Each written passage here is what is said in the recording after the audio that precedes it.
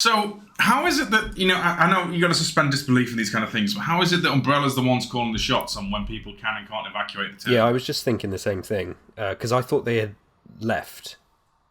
Right? They abandoned it, from what I understand from that little text box earlier. Yes. Well, I think you've also got that interesting point that I always have with anything like this, where, and we'll see it later on with that whole idea of, yes, the thing is we've blocked off all the exits to this town. You can't go anywhere. Like, really? You blocked off all of the forests and all the other stuff around it? Like, no one's got any hope of getting out? Like, you can block the roads and stuff, but I'm sure there's ways out. So is that, just quickly, is that a nod to the idea that the STARS members and, I guess the police guys as well are drinking sort of umbrella purified water? Exactly, so they don't become some kind of, thing. That's it. Basically an anti-viral been given, right? Which is a nice connection, connecting STARS and Umbrella a bit tighter. Because, in the games, you read about it, but you don't really see much of Umbrella's, funding and form. Whoa, hello, lady. No. You wrote that backwards. I don't know what I feel about that nod. It feels a bit too... It's there for a trailer. There's a lot of things in this movie. It's there for the trailer. Yeah.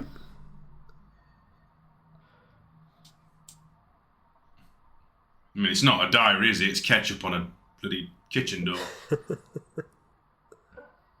What's interesting, it doesn't really show how she got the blood there. Obviously, she's taking it out of the eyes and then wiping it on there. Alternatively, I don't think it just showed her with a bleeding hand or anything to draw it on there.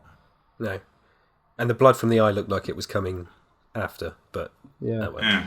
But I do... Fool's errand, in the rain. Yeah, I do like this bit, and I think these characters are creepy, and I like the shot of, I guess, the mum of this child running through and jumping through the window. I think they do... So something that this movie does quite well is... Sorry, I just let her have her entrance. There you go. What a lovely lady. I think they do. I think this movie does quite well in terms of giving you some really funky traditional horror vibes. And again, it's what I was saying about it. Don't try and watch this as if it's a Resident Evil movie. Watch this as like it's a horror movie, and you're kind of just there along for the ride, and it's its own interpretation or whatever else.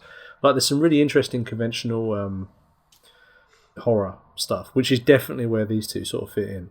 And at that point, if they kept that going, I feel I could actually probably like this movie a lot more, because it's definitely its own entity. It doesn't get too lost in trying to tell any particular Resident Evil story. It could stay uninspired by. The problem is it just skew so hard into trying to retell in the second half of the movie a Resident Evil story arc, and that's when it really starts going a bit off the rails in terms of the cinematography as well.